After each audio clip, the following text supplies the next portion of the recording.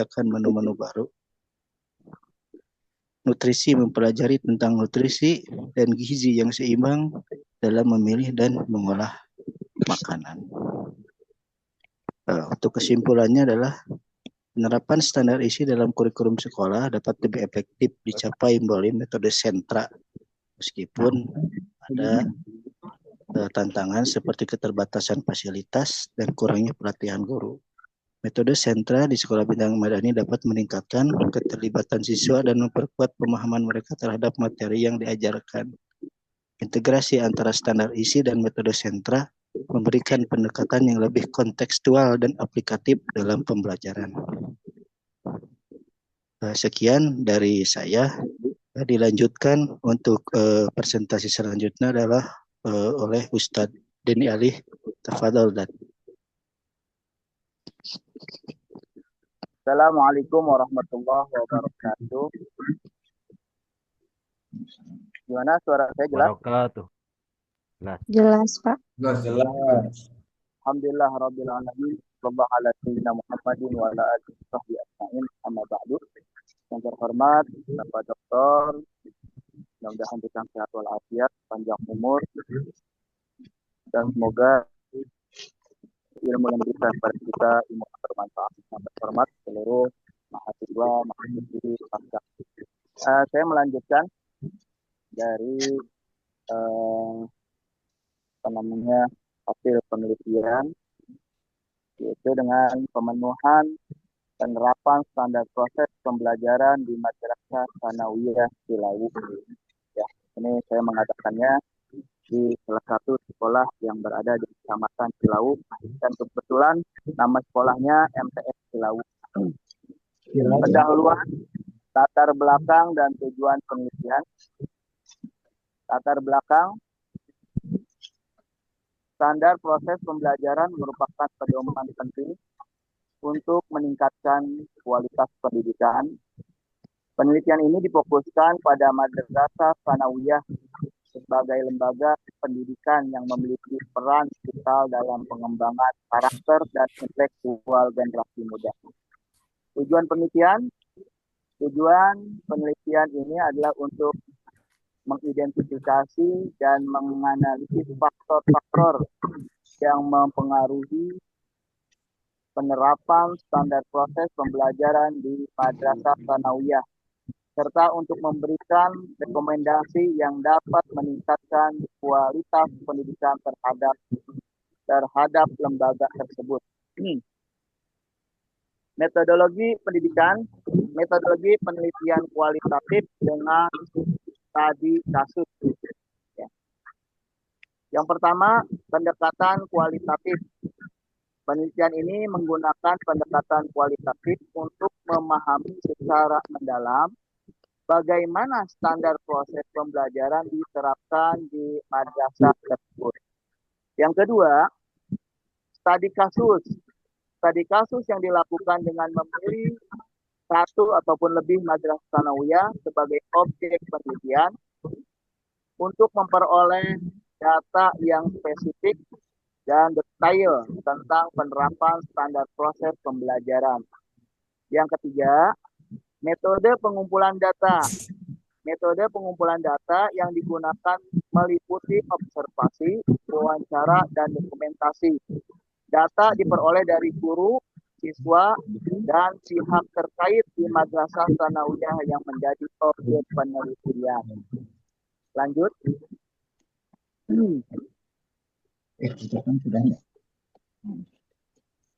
Temuan penelitian, implementasi standar proses pembelajaran. 1. Perencanaan pembelajaran.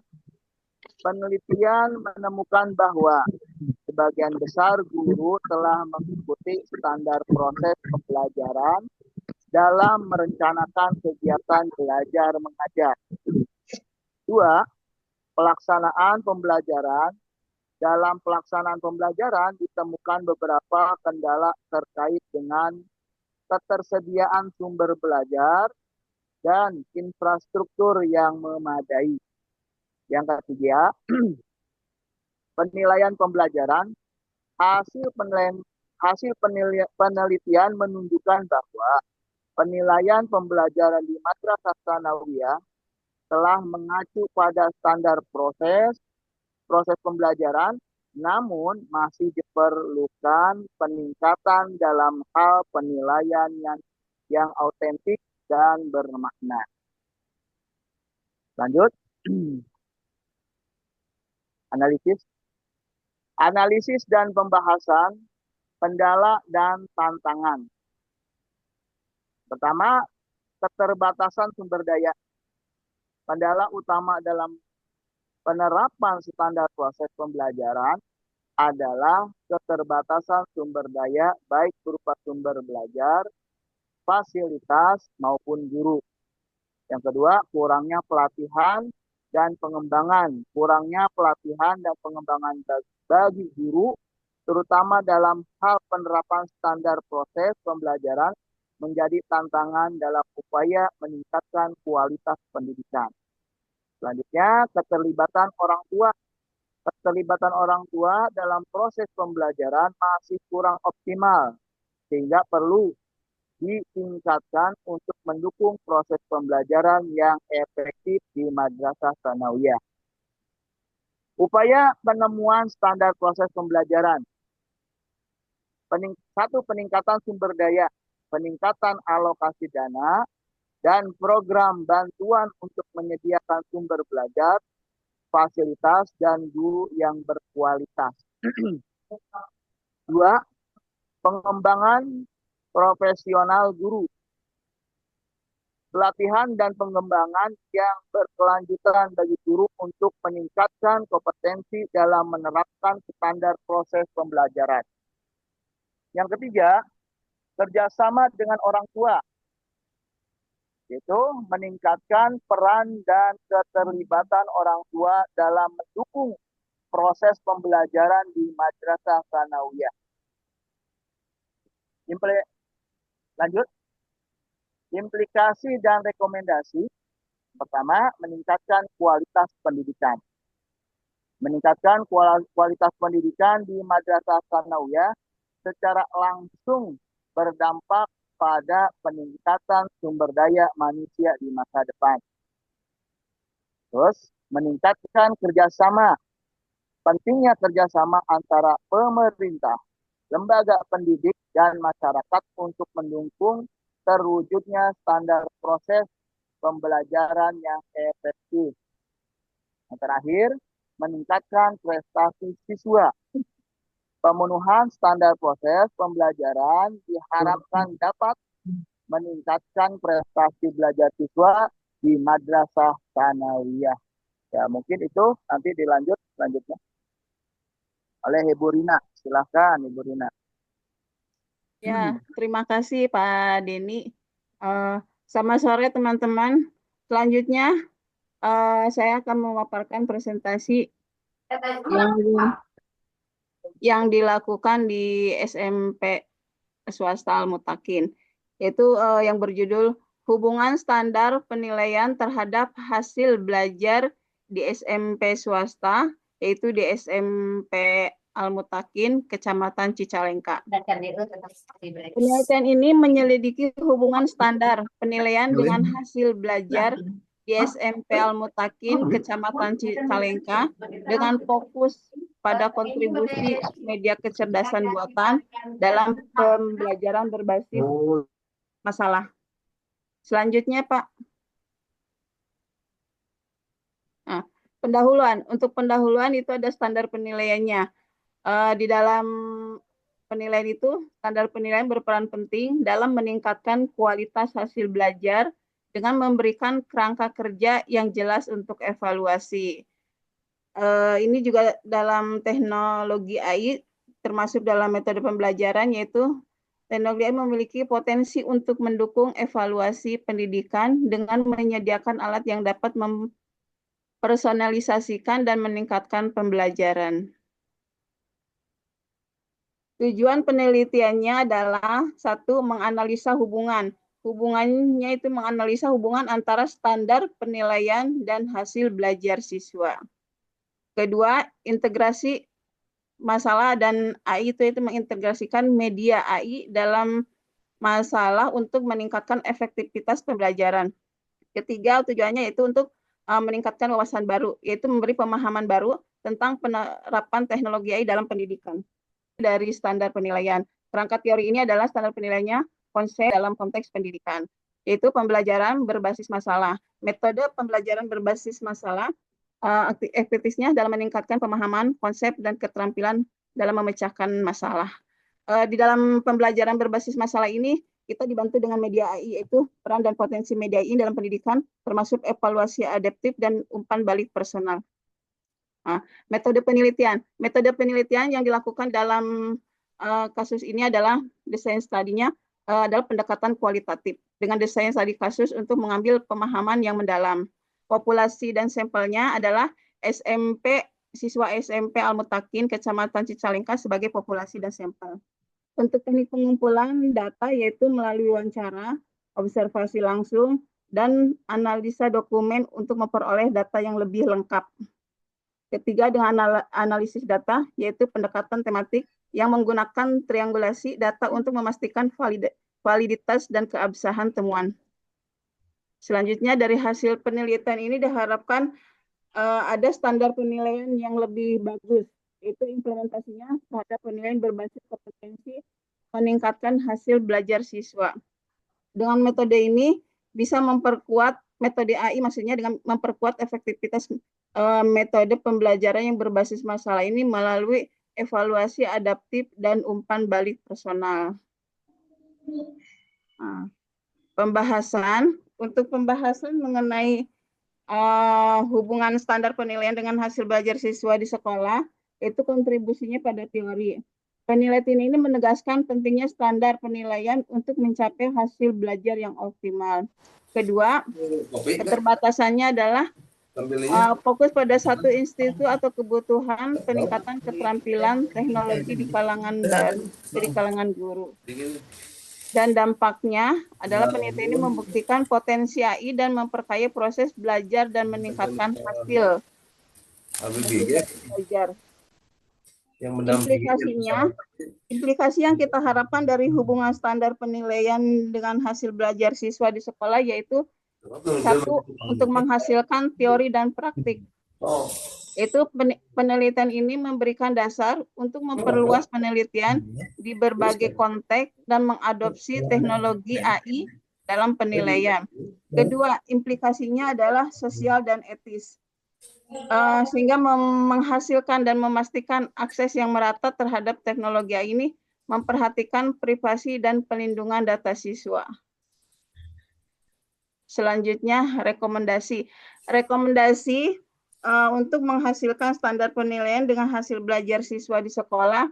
Satu, rekomendasinya untuk institut, yaitu fasilitas pelatihan guru terkait AI dan integrasi teknologi dalam kurikulum.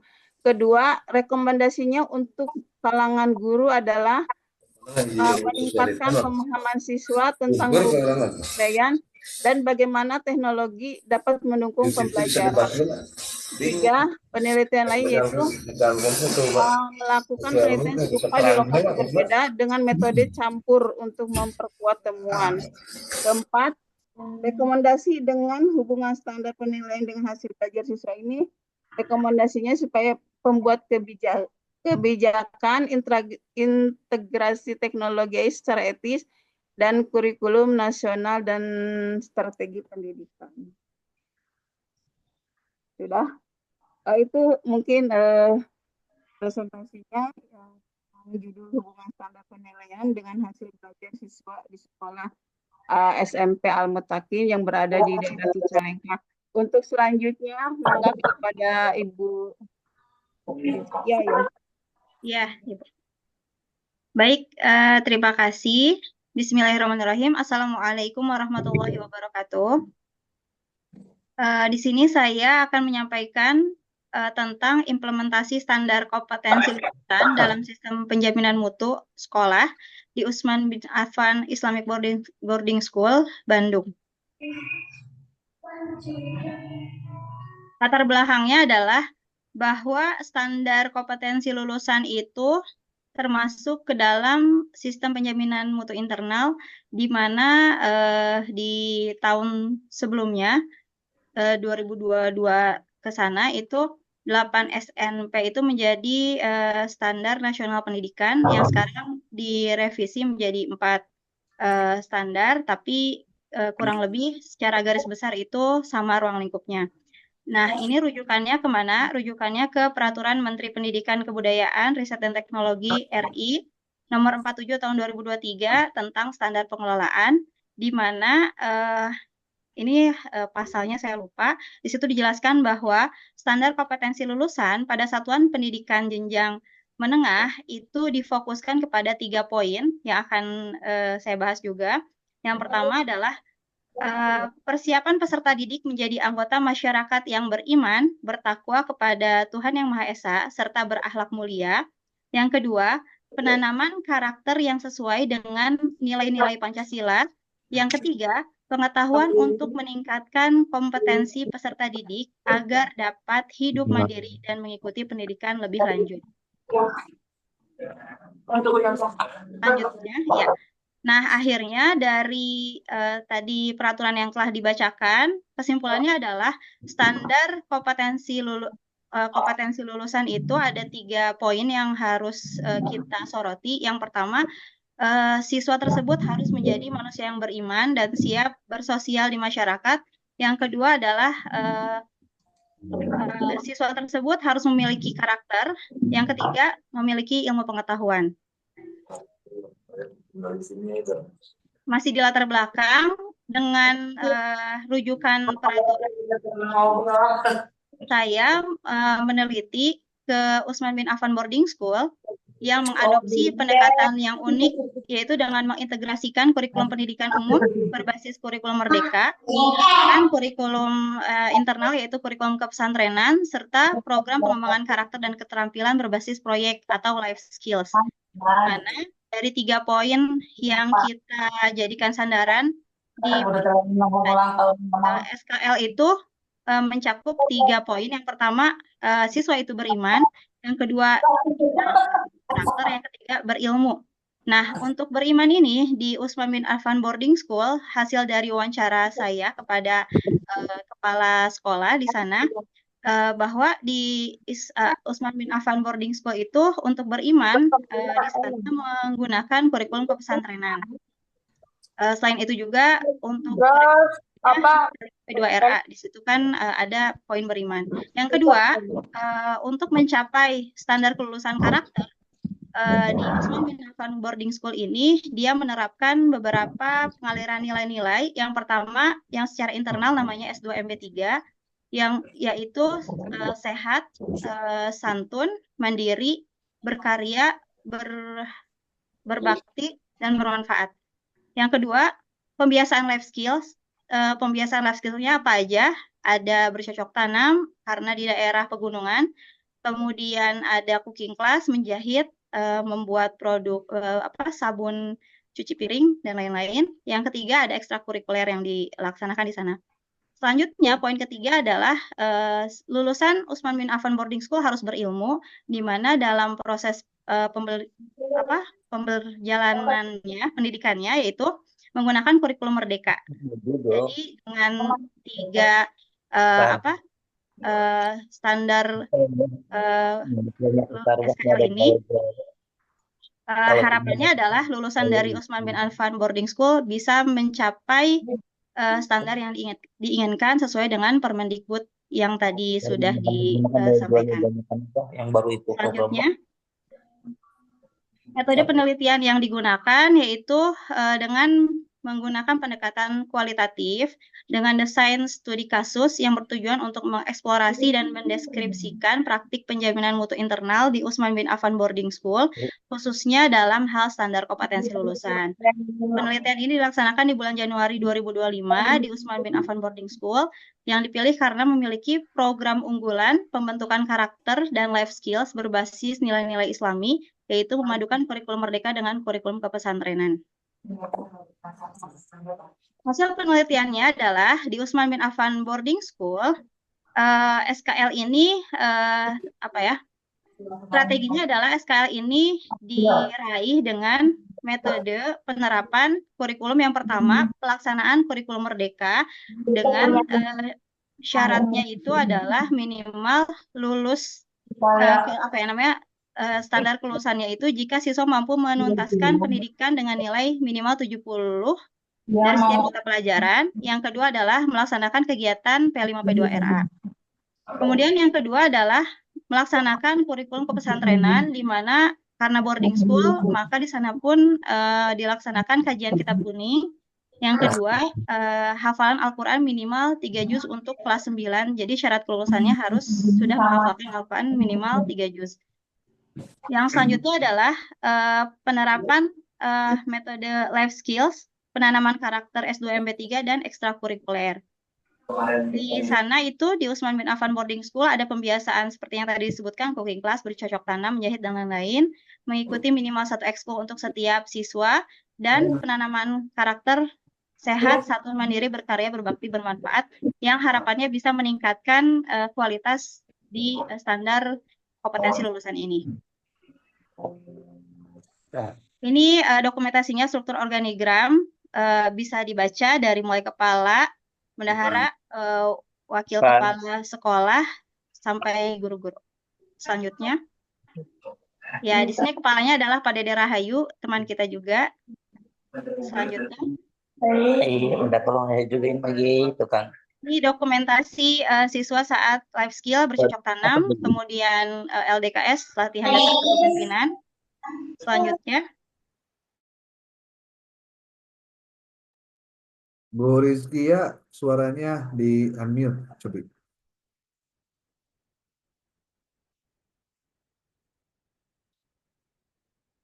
Mic-nya di unmute, Bu Rizki. iya, Oke. ya siap. Ya selanjutnya, kesimpulan, penelitian ini menjelaskan bahwa pendekatan holistik di Utsman bin Affan Boarding School melalui pembinaan karakter, S2MP3, pengembangan life skill berbasis proyek, dan integrasi kurikulum pendidikan umum atau kurikulum merdeka dengan kepesantrenan menjadi contoh implementasi SKL yang inovatif dalam kerangka SPMI. Dengan memadukan nilai-nilai agama, keterampilan praktis, dan akademik, sekolah ini tidak hanya menjamin pencapaian SKL, tetapi juga membekali siswa dengan kompetensi di abad 21 ini yang relevan untuk kehidupan ke depan. Yang kedua, temuan ini tidak hanya memberikan kontribusi pada penerapan sistem penjaminan mutu dan standar kompetensi lulusan, tetapi juga menawarkan model praktis bagi sekolah lain yang menghadapi tantangan serupa, di mana di era digital ini anak-anak lupa terhadap keterampilan-keterampilan yang bisa dikembangkan untuk kemandirian dalam kehidupan, seperti itu. Barangkali terima kasih. Sekian yang dapat saya sampaikan. Assalamualaikum warahmatullahi wabarakatuh. Dilanjut oleh Ibu Yesi.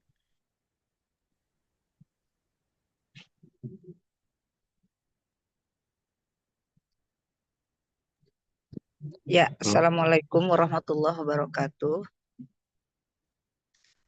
Assalamualaikum warahmatullahi wabarakatuh. Saya masih kelompok 3. Saya akan membacakan. Maaf sebelumnya saya lagi di perjalanan. Saya mau matikan dulu videonya ya.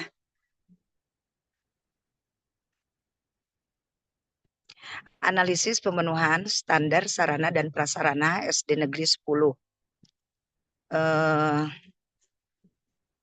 Standar minimal sarana dan prasarana, ruang kelas minimal 1 ruang kelas untuk setiap kelas, dilengkapi meja dan kursi, papan tulis, dan ventilasi. Ada lagi ruang perpustakaan, minimal 1 ruang perpustakaan dilengkapi rak buku, meja, dan kursi, serta koleksi buku yang beragam. Di situ juga ada laboratorium minimal 1 ruang. Laboratorium dilengkapi peralatan dan bahan praktik yang memadai sesuai mata pelajaran. Terus ada juga ruang UKS, minimal ruang UKS dilengkapi dengan tempat tidur, lemari, obat-obatan, dan perlengkapan pertolongan pertama lainnya. Next. Analisis pemenuhan standar ruang kelas. Jumlah ruang SD Negeri 10 memiliki 6 ruang kelas, cukup untuk menampung semua siswa, cukup nyaman. Kondisi ruang, mayoritas ruang kelas dalam kondisi baik. Ada juga yang mungkin renovasi sedang lah. Lalu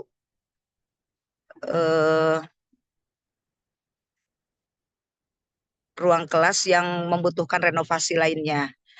Perlengkapan yaitu semua ruang kelas dilengkapi meja dan kursi, papan tulis, dan juga ventilasi yang cukup untuk ruang gerak anak-anak.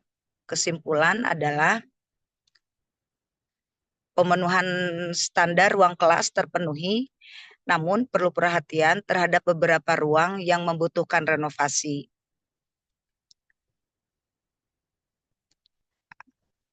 Analisis pemenuhan standar perpustakaan, ada koleksi buku. Perpustakaan memiliki koleksi buku yang beragam, namun perlu ditambah untuk memenuhi kebutuhan siswa. Fasilitas digital, perpustakaan belum dilengkapi komputer atau internet. Mungkin internet ada, tapi lab komputernya sendiri itu mungkin belum ada. Perlu penambahan fasilitas digital untuk mendukung pembelajaran siswa. Ruang perpustakaan cukup luas dan nyaman, dilengkapi rak buku, meja, dan kursi yang memadai.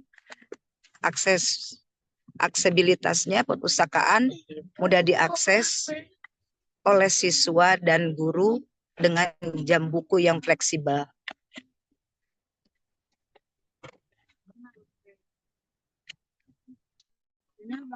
Fasilitas belum tersedia laboratorium khusus untuk mata pelajaran sains, tetapi tersedia peralatan sederhana. Peralatan praktikum sains yang ada belum lengkap dan memerlukan pengadaan tambahan. Lalu ruang yang digunakan sebagai laboratorium itu untuk saat ini merupakan ruang kelas yang dialih fungsikan. Next. Ruang UKS di SD Negeri 10 memiliki satu ruang UKS yang berukuran sedang dan dilengkapi tempat tidur, lemari, obat, dan perlengkapan pertolongan lainnya. Perlengkapan UKS sudah cukup memadai, termasuk termometer, tensimeter, dan obat-obatan dasar. Personal, tersedia tenaga kesehatan yang ditunjuk untuk mengelola UKS dan memberikan pertolongan pertama. Next, Pak.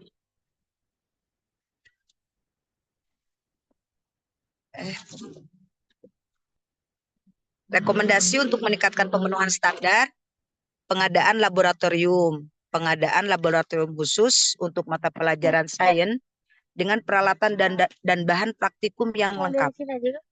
2, peningkatan koneksi perpustakaan, penambahan koleksi buku yang beragam dan mutakhir, serta fasilitas digital seperti komputer dan internet. Lalu renovasi ruang kelas, renovasi beberapa ruang kelas yang mengalami kerusakan untuk menciptakan lingkungan belajar yang lebih nyaman. Yang tadi yang harus banyak direnov tingkat sedang.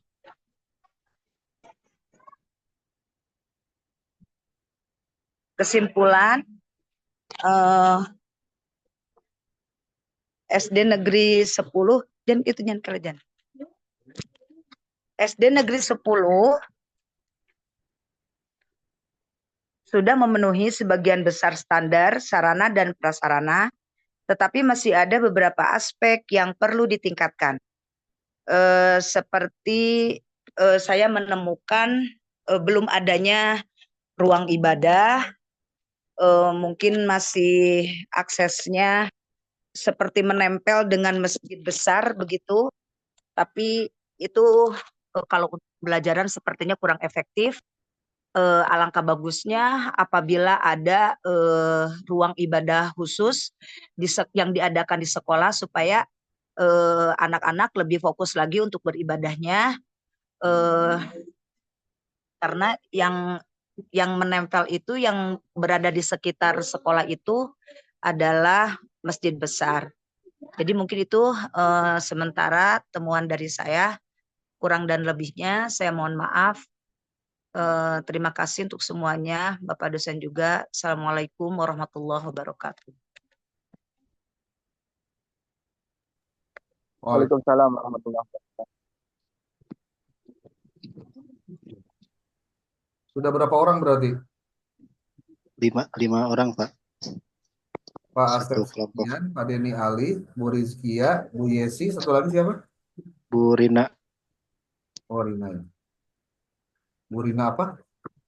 Rina Widyaningsih. Ini kelompok 3 ya?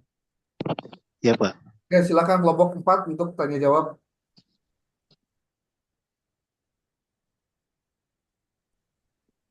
Siapa kelompok 4? Ini dari kelompok 4 mungkin. Iqbal ya.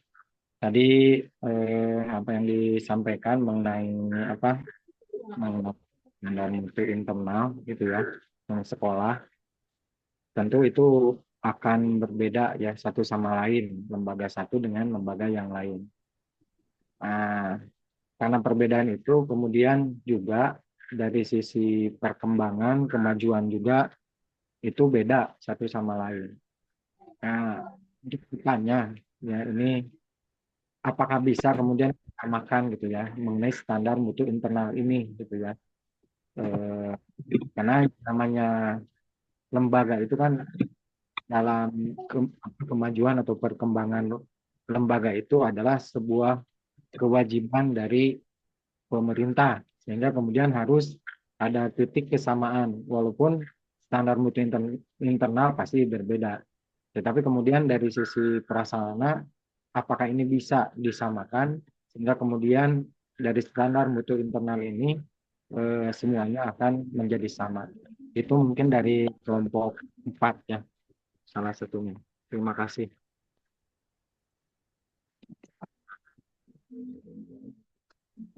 Pertanyaannya ditujukan ke mana, Pak? Ke siapa?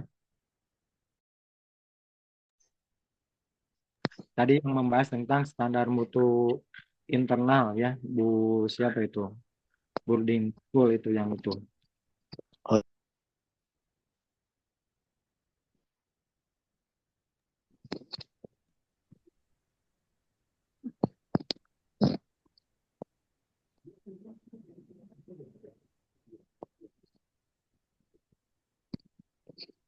Bisa dipahami mungkin ya. Halo, Bu Rizkia masih ada? Ya, mungkin hadir, ya. Bapak. Boleh diulang, Pak, pertanyaannya? Oh iya, pertanyaannya tadi membahas tentang standar mutu internal, begitu ya, standar mutu internal. Yang menjadi pertanyaan langsung ke pokok pertanyaan, setiap lembaga pasti itu memiliki standar mutu internalnya masing-masing. Nah, pertanyaannya bisakah gitu ya, semua lembaga yang ada di Indonesia ini disamakan mengenai standar mutu internalnya, begitu.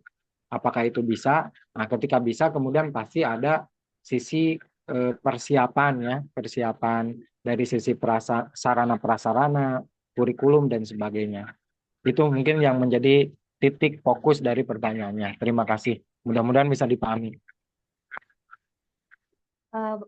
Pak Dedi, ini mau ditampung dulu pertanyaannya atau gimana? Asep, gimana pertanyaan ditampung atau langsung jawab? Langsung jawab aja, Bu.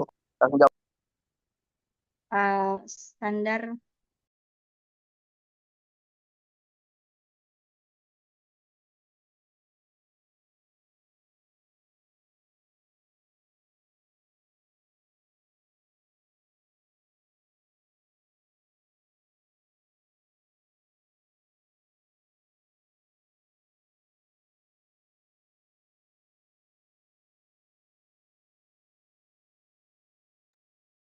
Silakan kelompok 4 yang lain selain Pak Iqbal.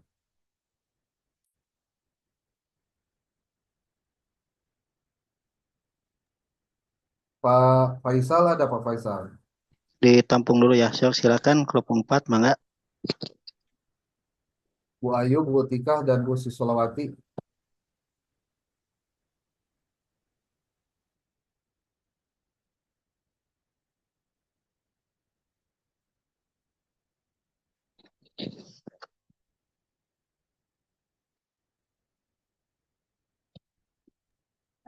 Baik Pak dosen dan Pak Asep, saya mau mencoba menjawab. Boleh nanti teman-teman menambahkan.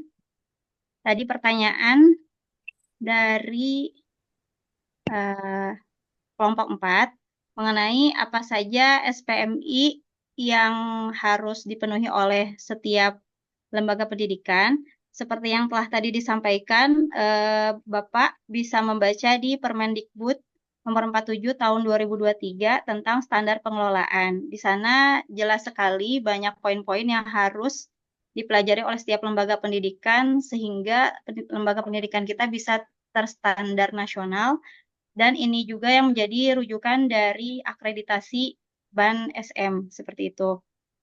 Kalau dulu sebelum tahun 2023 kita tahu ada 8 standar nasional pendidikan yang harus dipenuhi seperti standar kompetensi lulusan, standar isi, standar proses, standar penilaian, standar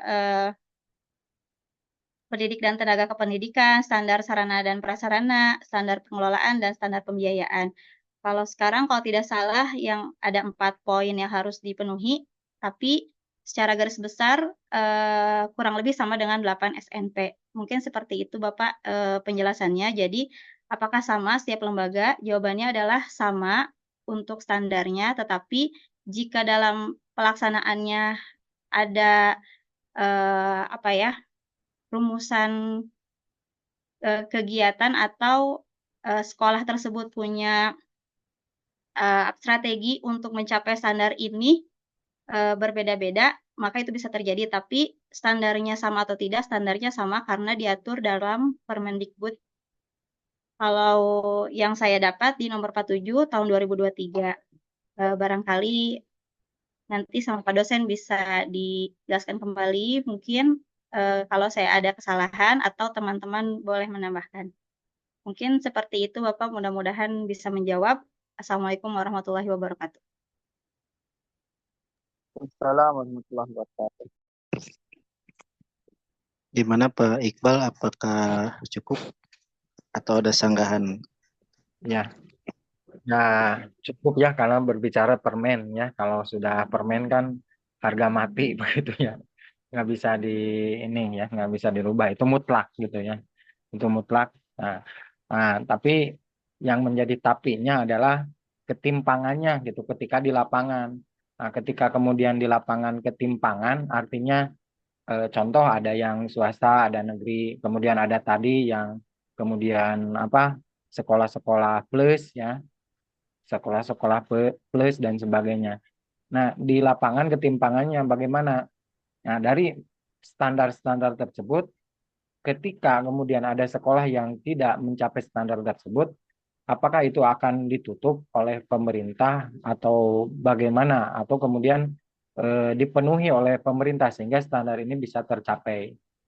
Karena kan pada faktanya gitu, di lapangan banyak ketimpangannya gitu. Bagaimana itu? Ya, kalau bisa menambahkan, begini Pak Iqbal, kan nanti Ya. ada penilaian akreditasi. Jadi apa namanya yang tadi jadi uraikan Abu Rizkia itu nanti pada akhirnya pantauan pemerintah itu tetap ada pantauannya melalui dan akreditasi sesuai atau tidak gitu. Makanya nanti ada penilaian A, B, C ataupun D-nya. Mungkin di situ Pak Iqbal. Siap. Pak Ustadz ini siap. Mungkin mau menambahkan untuk pertanyaan Pak Iqbal. Jadi memang betul tadi hasil dari akreditasi itu akan terlihat dan juga nanti ada rencana tindak lanjut mungkin yang akan dipelajari oleh lembaga tersebut sehingga bisa memperbaiki standar mana saja yang belum masih kurang misalnya seperti itu. Ya mungkin seperti itu. Kalau menurut saya Pak, justru pemerintah itu lebih memberikan apresiasi lebih kepada lembaga-lembaga swasta karena dengan apa secara mandiri mereka itu bisa mengelola pendidikan dengan pola mereka sendiri dan berjalan gitu. Harusnya ada dari pemerintah yang memberikan apresiasi sih sebenarnya ya, dibandingkan dengan sekolah-sekolah negeri yang diberikan semua segala fasilitasnya termasuk tenaga pendidiknya kan rata-rata ASN seperti itu. Mungkin dari saya lebih diapresiasi lah untuk swasta. Turun.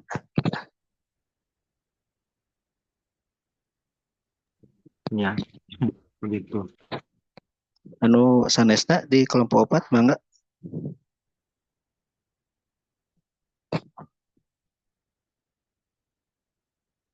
Kalau tidak mungkin langsung dikembalikan kepada Pak Dokter. Kalau tidak ada lagi. Ini kelompok 4-nya pada kemana ini? Kerimaan. Bukan ngomong apa? Hah? Kenal kata Inggris. Halo. Pak Iqbal, kelompok 4, anggotanya mana lagi yang lain? Nggak ada yang ini di grup juga saya bilangin supaya hadir, nggak ada nongol, Oh, nggak nggak ada tahu. info, nggak ada konfirmasi. Nggak ada info. Maha tuh tak? Langsung dikembalikan ke Pak Dokter. Ini harusnya dimaksimalkan dulu ini kelompok 4 untuk melakukan pertanyaan, diskusinya dihidupkan harusnya. Berarti orang-orangnya nggak ada ya? Pak Faisal, Bu Ayu, Bu Tika, sama Bu Susilawati nggak ada? Nggak ada, Pak. Tadi Kelihatannya Bu nggak. Susilawati perasaan ada masuk gitu. Bu Susilo itu ada tuh, Bu Susilawati. Nah, tuh nggak disiapin dulu Pak tuh. Masa kita tuh kuliah tuh begini? Saya kenapa membuat aturan kelompok berikutnya yang bertanya itu sebetulnya di situ Pak. Ya, untuk bisa Anda di apa? Dikondisikan bisa ada yang melakukan tanggapan terhadap apa yang ditanyakan. Mana? Mungkin ke Pak Kosma ada ini, ada laporan.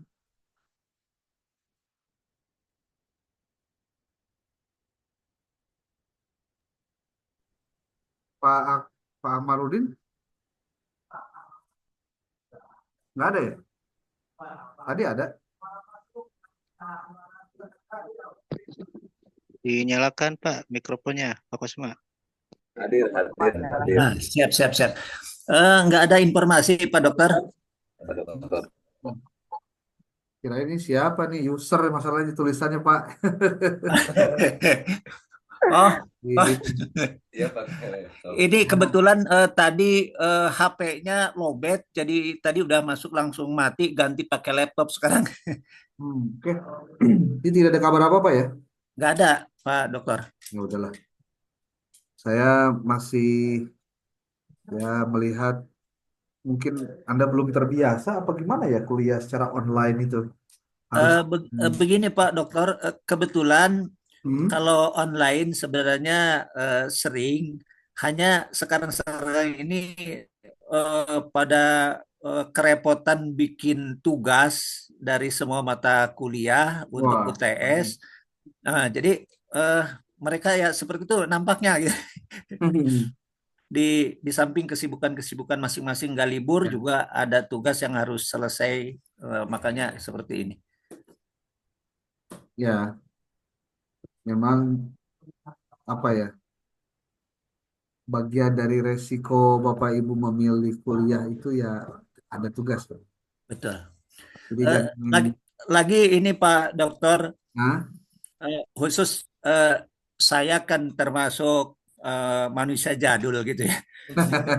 Artinya kuliah itu S1 40 tahun yang lalu. Waduh. Jadi itu tahun 85 saya Pak Dokter ini S1-nya. Nah, sekarang Subhanallah. muncul di era digital semacam ini ada banyak terkendala, tapi alhamdulillah dengan kiriman-kiriman video dari Pak Dokter, saya termotivasi untuk menambah belajar sekalipun ya dirasakan memang kalau tanpa guru langsung sekalipun belajar masih terkendala.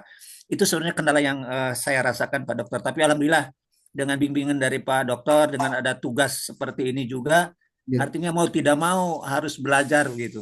Terima kasih menyesuaikan. banyak. Semoga ini berkah, mohon ridho dari Pak Dokter nih, khusus untuk saya pribadi itu. Ya, ya prinsipnya semua kita sedang belajar Pak ya. Yang penting mah saya selalu mengingatkan daripada Bapak Ibu menolak tugasnya, lebih baik kita belajar bagaimana mengerjakannya. Nah, Baik, itu betul. paling penting.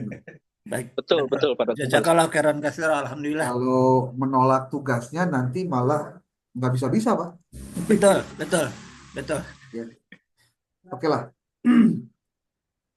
Saya berharap setiap harinya kita atau setiap pertemuannya kita mendapatkan hal-hal baru, hal-hal baik dan perbaikan, Pak. Betul. Karena yang paling penting dari persoalan mutu itu adalah selalu continuous improvement. Ya. Selalu terjadi perbaikan secara berkelanjutan. Ya. Orang-orang yang ada dalam proses mutu pada prinsipnya selalu berusaha untuk memperbaiki diri. Betul.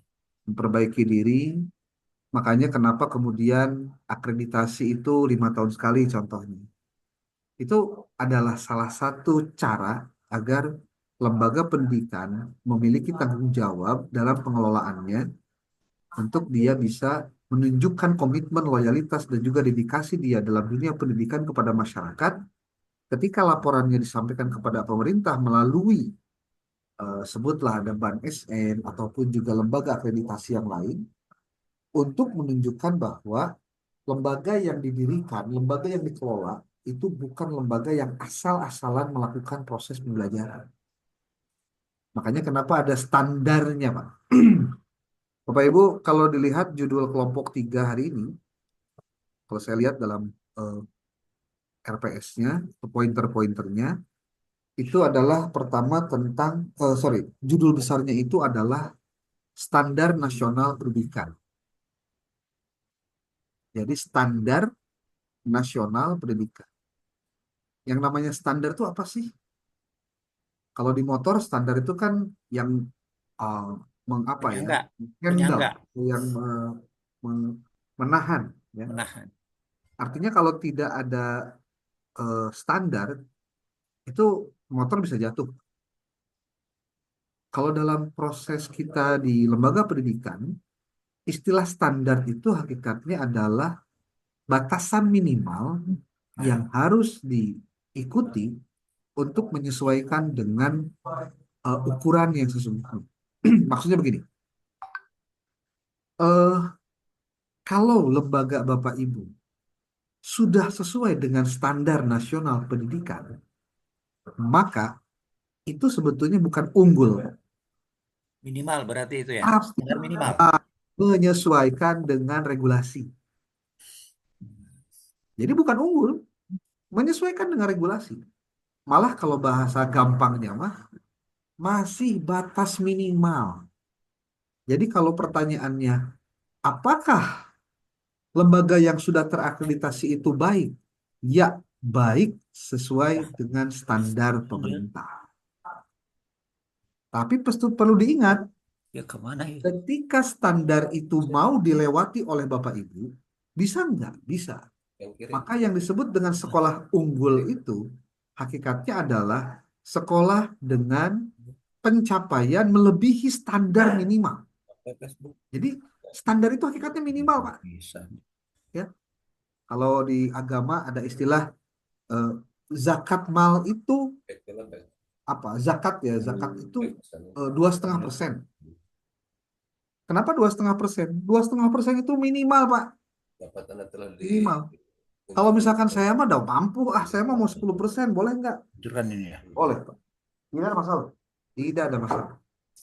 Nah, kalau dalam dunia pendidikan, tadi sudah disampaikan bahwa sebelumnya regulasinya terkait dengan 8 standar nasional pendidikan. Ya, dimulai dari standar isi, kemudian standar kompetensi lulusan, standar apa Proses. dan sebagainya, ada 8. Lalu kemudian ketika standar akreditasi itu ada perubahan di tahun 2020 dengan adanya instrumen akreditasi satuan pendidikan yang kita sebut dengan istilahnya IASP, Pak. Bapak Ibu bisa cek di internet, tulisan tentang IASP itu banyak sekali, Pak. Masuk saya pernah menulis dengan mahasiswa terkait dengan instrumen penggunaan instrumen akreditasi satuan pendidikan yang itu adalah penyederhanaan dari 8 standar menjadi 4 standar. Tapi ketika kemudian digali lagi, justru sebetulnya sama-sama saja, Pak. Jadi jawaban-jawaban tadi itu sebenarnya regulasi kita tuh sudah ada yang membahas tentang hal tersebut. Ya. Oke. Lalu selanjutnya yang perlu diingat oleh Bapak Ibu semua, yang menjadi bahan kajian dalam diskusi kita di kelompok 3 ini, yang pertama terkait dengan evaluasi penerapan standar isi dalam kurikulum sekolah. Kemudian standar proses pembelajaran, ada pemenuhan standar sarana prasarana, ada standar penilaian, dan standar kompetensi lulusan. Ini ada 5. Di luar yang lain masih ada yang lain. Cuma bukan berarti tidak penting, tapi karena memang yang disampaikan itu karena 5 orang, pembahasannya hanya sebatas di 5 bahasan saja. Kemudian, kalau kita coba telah satu persatu, yang tadi disampaikan oleh Pak Asep, Pak Denny Ali, Bu Yesi, Bu Rina, dan Bu Rizkia, sebenarnya hal-hal yang sifatnya sangat normatif, Pak. Jadi, kalau saya boleh menyebutkan begini, lembaga pendidikan dengan tingkat akreditasi yang ada di 8 standar nasional pendidikan atau di ISP, berarti sekolah itu baru mencapai titik standar saja. Berarti kalau misal ada lembaga pendidikan yang di bawah standar, berarti dia tidak mengikuti regulasi negara. Maka berhati-hatilah kalau lembaga Bapak Ibu tidak dikelola dengan benar. Nah, pertanyaan paling mendasar menurut saya ketika berbicara 8 standar nasional pendidikan itu, apakah 8 standar itu masih relevan dengan hari ini? Kalau kita melihat perkembangan zamannya, sebetulnya itu sudah out of date, Pak. Sudah ketinggalan. Beberapa yang ketinggalan salah satunya adalah ketika berbicara tentang konteks digital. Kenapa itu penting? Pembahasan dengan digital itu masuk pada kategori bagaimana mereka menggunakan digital dalam proses pembelajaran dan proses manajerial. Bapak Ibu ingat nggak? Ada istilah dalam dunia manajemen itu ada sistem informasi manajemen atau SIM. Yang kemudian SIM ini kalau diterjemahkan secara umum lalu di breakdown satu persatu, itu ternyata mengandung kepentingan-kepentingan agar lembaga pendidikan itu bisa berjalan lebih maksimal dan adaptif terhadap perubahan. Contoh kayak ini. Ketika berbicara lembaga pendidikan itu harus digital, lalu harus punya sistem informasi manajemen. Segalanya hari ini bicaranya aplikasi. Dan ketika berbicara aplikasi, maka diperlukan orang-orang dengan kemampuan mengelola administrasi itu. Kita menyebutnya dengan istilah operator, Pak. Lalu setelah itu apa? Yang harus dimiliki juga adalah guru-gurunya harus memiliki wawasan, pengetahuan, dan keterampilan dalam mengolah teknologi itu.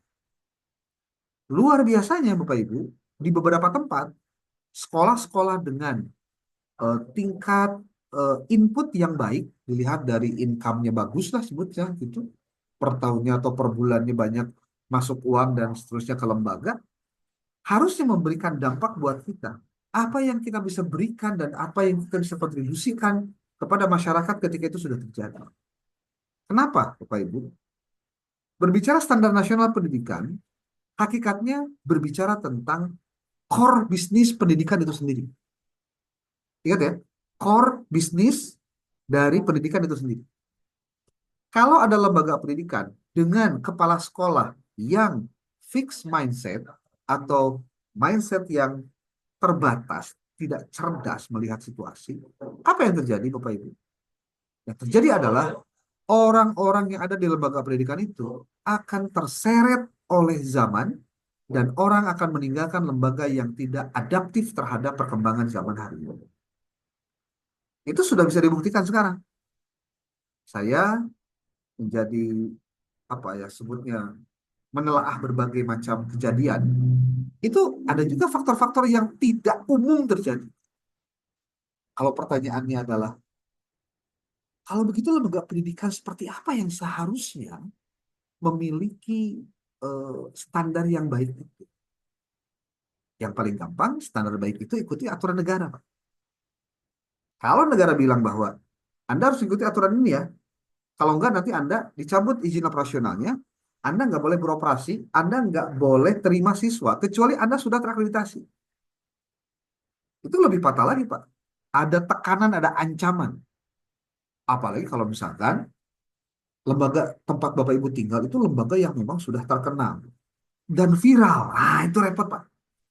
Sudah terkenal, viral, maka yang terjadi apa? Lembaga tersebut akan menjadi bulan-bulanan oleh netizen, Pak, percaya deh. Dan sekarang itu ada rumus, Pak. Maha benar netizen dengan segala komentarnya. Ya. Orang-orang yang memiliki karakteristik demikianlah yang sebetulnya menurut saya ini harus betul-betul dipelajari dan mafhum mukhalafahnya apa buat kita, Bapak Ibu? Bapak Ibu yang hari ini menjadi bagian dari perkuliahan online di Haji Ahmad Sanusi, Anda harus ingat bahwa Anda memiliki tanggung jawab untuk menuntaskan apa yang sudah Anda buat. Termasuk sekolah pun begitu, Pak. Sekolah pun atau madrasah pun itu harus mengikuti regulasi negara terkait dengan bagaimana lembaga pendidikan itu berdiri dan mempertahankan diri. Kasus COVID kemarin tidak sedikit membuat ada lembaga pendidikan yang kolaps, dia nggak bisa bayar guru, Pak. Akhirnya bubar. Nah, pertanyaannya, apakah kita pun mau termasuk orang yang membubarkan lembaga-lembaga itu, padahal kontribusi masyarakat terhadap aktivitas membantu masyarakat yang lain tinggi sekali, Pak, Indonesia itu. Apa buktinya?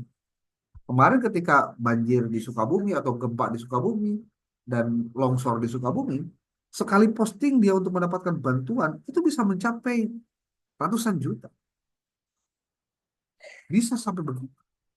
Berarti, Bapak Ibu, tidak ada lagi tantangan lain terkait dengan standar nasional pendidikan adalah bahwa lembaga pendidikan Bapak Ibu harus menyesuaikan dengan regulasi yang berlaku. Jadi bukan cerita, bisa dicabut mah gampang, Pak. Benar, regulasi yang benar.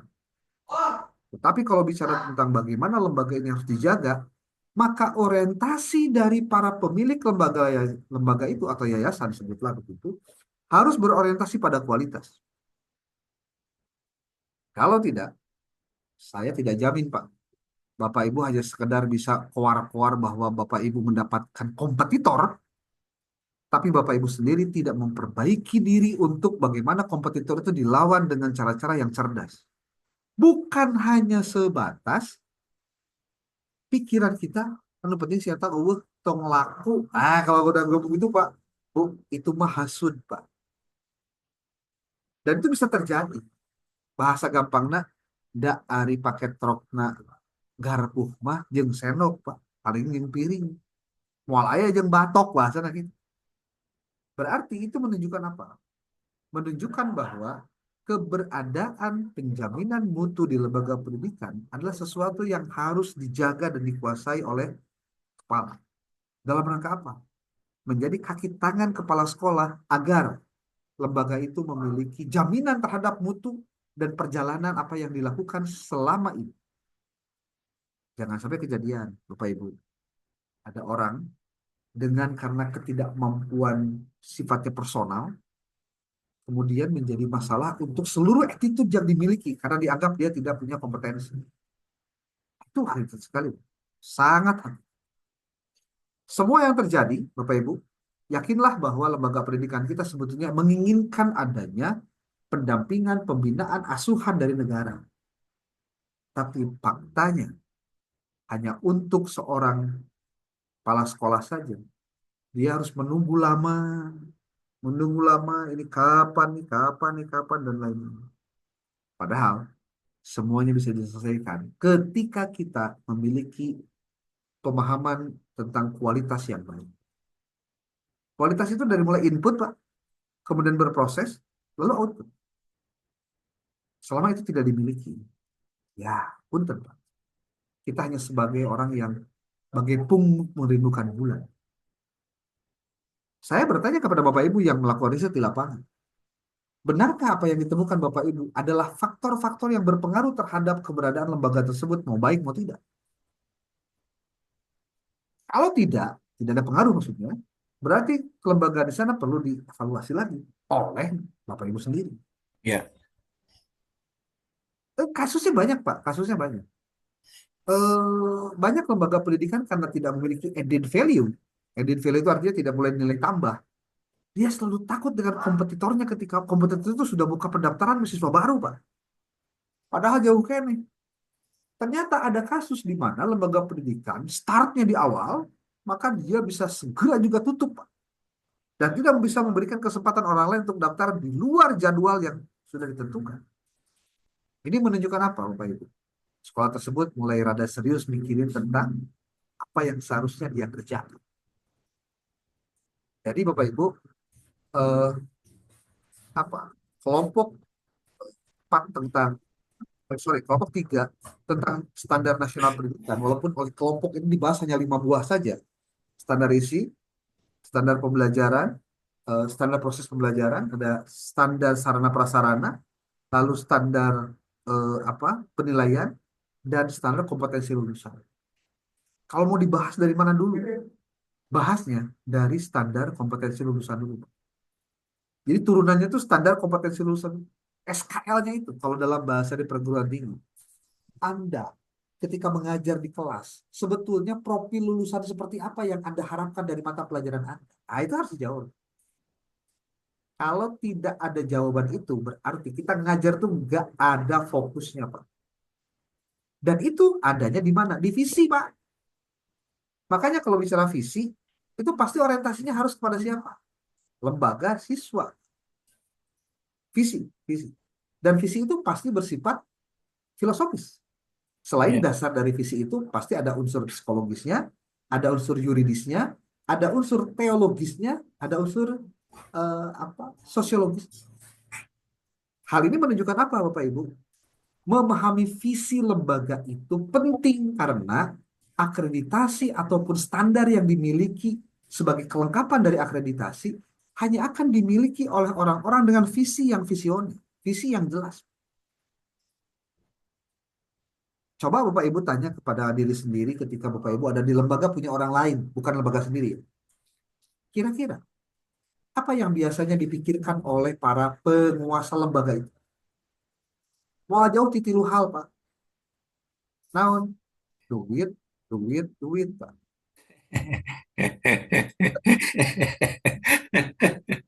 Lamun ngobrolkan mutu, aduh rada jauh, Pak. Kunaon sababna? Cina urang mah boro-boro mikiran kitu, guru bisa hadir jeung siswa bisa mayar. Geus alhamdulillah. Berarti masih kena rendah, Pak, target-targetnya. Masih perlu perlu usaha-usaha maksimal yang di luar batas yang seharusnya dilakukan. Jadi artinya gini, lembaga pendidikan jangan membatasi dirinya hanya karena ketidakmampuannya, lalu dia menjadikan jargon-jargon agama sebagai cara untuk menekan dan meredam karena ketidakmampuan dia membayarkan. Bahasanya gitu lah. Bahasa gitu. Ya, orang makan lembaga Islam penuh dengan jihad, penuh dengan ya di jalan Allah mah beren urang teh kudu loba ikhlas. Nah, Wardatilah. it's okay Pak. Kalau memang pemilik Banget yayasan Pak Ayu. atau kepala sekolahnya memang menerapkan hidup sederhana, memang sakitu ayakna, lakukan secara terbuka. Yang parah adalah ketika pemilik yayasan atau kepala sekolah ari ngomong agama, ngomong tentang jihad, bersabar menang sakit dan lain-lain, tapi kehidupan pribadinya jauh panggang daripada aku. Iya.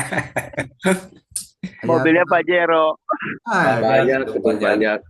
Beres. Ima lain abdi non ngekeak yayasan atau lembaga yang lain bukan Pak. Fakta itu Pak Dokter. Itu saya berbicaranya sederhananya gini. Fakta dan nyata. Ya. Rasional. Jadi Bapak Ibu kita tuh suka senang gitu ya menjadikan jargon agama buat orang menjadi tidak berkutik ketika mau berdebat. Iya, betul. Hati Pak, hati-hati sekali. Kalau bahasa Gus Dur itu Tuhan tidak perlu dibela Pak. Yang perlu dibela itu kita. Karena kita itu memerlukan cara-cara khusus untuk menolong diri sendiri Pak. Nah, maksud saya begini. Jangan jadikan lembaga pendidikan Bapak Ibu, apalagi lembaga pendidikan Islam maksud saya. Kalau misalkan Anda punya lembaga, punya pesantren dan lain-lain, diniatkan hanya untuk Bapak Ibu bisa hidup di situ atau numpang hidup di situ. Kenapa? Karena niat baik Bapak Ibu akan hilang gara-gara terpengaruhnya cara-cara yang tidak benar. Pasti ada muncul pertanyaan, Pak, memang saya nggak boleh menikmati hasil dari apa yang saya usahakan. Pertanyaan saya balikin lagi, Pak. Bapak Ibu tahu tidak bahwa bolehnya kita mendapatkan apa yang kita lakukan itu hanya sesuai dengan keringat yang kita keluarkan. Yang banyak terjadi adalah kita melihat orang memainkan isu agama ketika mengelola lembaga pendidikan, membuat orang lain tidak bisa berdebat lagi karena ini udah ngomongnya agama. Tapi sikap, perilaku, gaya hidup, no, jauh panggang dari Allah. Maka bagaimana mungkin orang bisa percaya, Pak, kalau dengan itu yang terjadi? Iya, betul.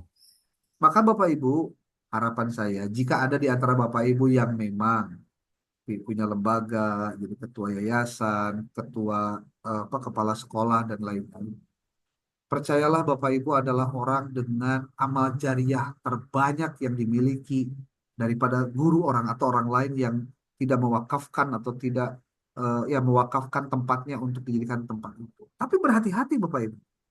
Kalau lembaga yang dimiliki tidak berorientasi pada kualitas, tidak berorientasi pada mutu, tidak berorientasi pada nilai-nilai apa yang ingin diterapkan atau yang dipegang oleh siswa atau orang tua murid yang sekolah di tempat Bapak Ibu, berarti kita itu sedang menjadikan lembaga pendidikan itu seperti warung, Pak. Warung itu pagi buka, sore setoran, Pak. Jadi orientasinya tuh ya sudah, dana bos milik yayasan. Guru atau kepala sekolah karena orang lain bukan keluarga nggak usah tahu. Nanti ajukan aja anggaran, nanti kita keluarkan. Kan yayasannya sudah bertahun-tahun mengembangkan lembaga ini tidak pernah dapat bantuan dari pemerintah. Saya kasih tahu Bapak Ibu, tidak ada kewajiban pemerintah membantu lembaga swasta. Maka kalau ditanya, Pak, negara mah liciknya ngan merena bantuan teh kan negeri weh hungkul. Nah, saya mau cerita ke Bapak Ibu sekarang. Tidak ada kewajiban negara memberikan bantuan kepada swasta atau kepada masyarakat. Tapi pasti ada ngomong gitu. Tapi kan Pak, kami adalah pihak yang membantu pemerintah dalam mengentaskan kemiskinan, dalam menjauhkan mereka dari kebodohan, mencerdaskan kehidupan bangsa dengan mendirikan lembaga pendidikan. Nah, pasti pemerintah akan ngomong juga begini. Iya, tapi kami kan tidak nyuruh. Karena ketika ada sebagai masyarakat bikin lembaga, ramai-ramai bikin lembaga, tapi pada akhirnya nuntut bos, nuntut bantuan, nuntut iya. Pada akhirnya lain nggak bantu pemerintah, Pak, tapi jadi beban pemerintah. Bebannya jadi nambahan, Pak. Kebayang tuh, Pak? Hari itu mah berarti kumaha. Nah, kalaupun pemerintah membolehkan masyarakat untuk membuka lembaga pendidikan dengan adanya pintu masuk dengan yayasan contohnya, sebenarnya yang diharapkan tuh begini, Pak. Orang-orang yang sudah berlebih dari sisi materi, mereka menyumbangkan hartanya untuk membantu masyarakat lewat jalur pendidikan, sehingga mereka tidak berharap apapun dari pemerintah.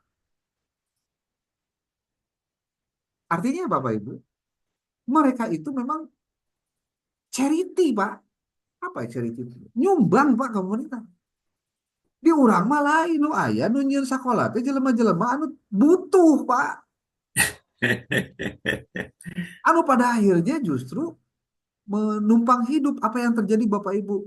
Tidak sedikit mindset penyelenggara lembaga tersebut memiliki mindset yang tidak lurus. Dapat bos, dapat bantuan, dianggap hibah lah, teu kudu nyieun laporan. Tungtungna sahanu nyekel duit, sahanu nyieun laporan, teu puguh, Pak. Dan itu banyak terjadi hanya gara-gara orang tergiur adanya bantuan dan apalagi kalau misalkan saya udah ngomong SMK, Pak. Jauh pisan, Pak. Malah Bapak Ibu silakan cek omongan saya. Menurut kabar hasil riset terbaru, sebenarnya bukan terbaru lah, beberapa tahun terakhir dari dari Kementerian Pendidikan dan Kebudayaan, lulusan paling banyak menyumbang tenaga-tenaga yang pengangguran itu dari SMK, Pak. Iya, betul. Bukan dari SMP, bukan dari SMA, bukan dari aliyah, Pak. Tapi dari SMK. Terus masalahnya, loh, konon kabarnya pemerintah memberikan bantuan banyak sekali dengan SMK. Iya, tapi ketika tidak ada penjaminan mutu di situ, uang yang ada pun hanya akan menguap begitu saja. Kalau itu sudah terjadi, Bapak Ibu, kita melahirkan masyarakat yang hanya menjadi parasit di negara ini. Makanya kalau misal Bapak Ibu punya uang berlebih untuk melakukan proses charity kepada masyarakat, ya lakukanlah dengan mendirikan yayasan dan silakan untuk melakukan proses bantuan itu. Jadi bukan sebaliknya, Pak. Bukan sebalik. Di urang itu kenapa jadi sebaliknya? Karena cara berpikirnya nggak di awalnya nggak goreng. Oh, ayah bos ya lumayan meren menang sekian sekian sekian. Padahal itu duit amanah, Pak, lain duit hibah kan. Kalau uang amanah berarti selalu ada pertanggungjawaban yang harus dilakukan. Apa konsekuensi logisnya ketika amanah berupa uang bos itu tidak disalurkan dengan benar pada yang seharusnya mendapatkan? Ya. Maka yang terjadi, Bapak Ibu, kita hanya memakan, ya maaf ya, bahasanya mungkin ada sedikit rada kasar. Ya, makan sesuatu yang bukan hak kita, Pak. Ya. Kira-kira pertanyaannya, lamun sesuatu yang bukan hak kita, kurang dibawa balik ke imah, didahar ku anak pamajikan, kumaha rumusna, Pak? Gak berkah. Silakan jawab sendirilah. Betul, betul. Makanya Bapak Ibu, menjaga mutu tidak mudah. Standar yang tadi disebutkan, ada standar kelulusan, ada standar sarana prasarana, ada standar kompetensi, ada kompetensi lulusan, ada standar sarana prasarana, ada standar isi, ada standar proses pembelajaran. Berarti memang perlu dijaga kurang. UNHAS adalah salah satu dari lembaga pendidikan tinggi yang berusaha menjaga itu, Pak. Walaupun mungkin kita nggak bisa menjaga seluruhnya. Tapi daripada ketinggalan semuanya, ya jangan ditinggalkan semuanya. Malah yudraku kulu, malah yudraku kulu, Pak. Pokoknya lakukan apa yang bisa kita lakukan, tapi jangan tinggalkan apa yang tidak bisa kita kerjakan. Ya. Ada yang mau disampaikan, Bapak Ibu? Boleh?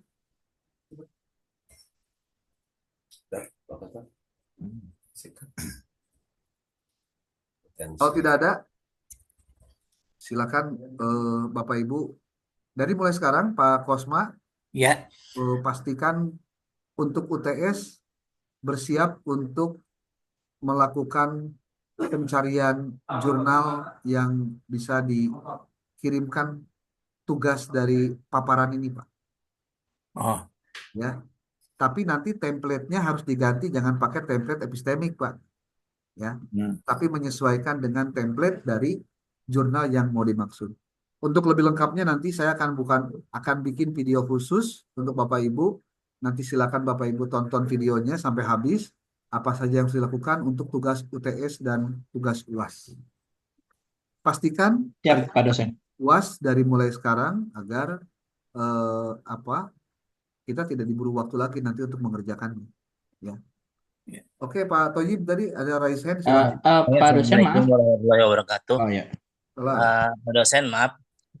Untuk ke jurnal itu ada referensi nggak yang dari Pak dosen kayak gitu kan? Misalnya kita harus ke jurnal mana kayak gitu langsung diakomodir oleh Pak dosen kayak gitu. Karena kan kita nggak tahu kayak gitu kan yang satu dan duanya kayak gitu. Siap. Nanti saya kirimkan lewat video itu. Nanti juga ada file yang Bapak Ibu bisa download. Nanti silakan dipelajari satu-satu. Ya. Siap. Saya sudah kumpulkan jurnal-jurnalnya, nanti bisa dipelajari. Ya, oke. Ya. Pak dosen, untuk itu yang out of topic nih, ya, yang pelatihan yang di secara Pak dosen itu bisa untuk umum atau enggak, Pak? Umum, Pak. Umum itu. Boleh kita share ya ke yang lain, Pak dosen? Boleh. Itu berbayar sengaja, Pak, supaya aya kewajiban hadir. Siap, Pak. Lamun teu mayar mah biasa sok kegenahan, Pak. Jadi serius, Pak, gitu. Siap, Pak dosen. Kalau saya boleh mengatakan pendidikan bener pendidikan mayar, Pak, sebenarnya. Iya. Iya, betul, Pak. Raos lebarnya, Pak dosen, lebar mete ngiringan teh gitu kan. Gitu, Pak. Kuliah mah. Kan jadi rasanya lamun tapi Dari sekarang kerjakan. Ya. Oke, Bapak Ibu. Terima kasih atas waktunya. Selamat bermalam minggu dan liburnya panjang banget sampai hari Rebo ya. Makanya libur kita sampai justru tugas jadi tidak selesai. Saya tidak akan mentolerir siapapun di kelas ini kalau ternyata alasannya gara-gara apapun tugas jadi beres, Pak. Siap. Kenapa? Tapi libur, Pak dosen. Ya, libur mah libur, Pak, sehari lah. Tapi ulah libur terus-terusan, Pak. Libur sambil ngerjain tugas. Ya. Oke, Pak, terima kasih. Pak Kosma, mohon dibantu kanggo absennya ya. Nuhun. Mangga insyaallah. Allah muwafiq ila thoriq. Assalamualaikum warahmatullahi wabarakatuh. Waalaikumsalam warahmatullahi wabarakatuh.